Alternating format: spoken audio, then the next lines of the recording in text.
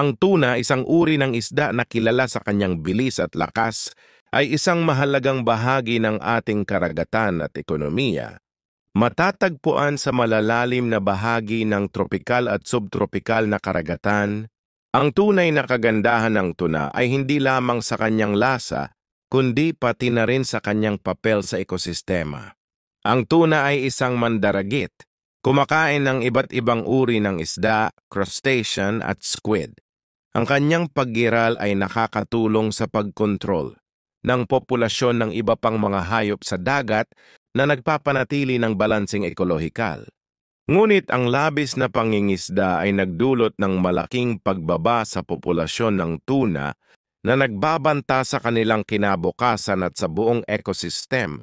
Ang pangingisda ng tuna ay nagbibigay ng kabuhayan sa milyon-milyong tao sa buong mundo, lalo na sa mga komunidad na nakatira malapit sa baybayin.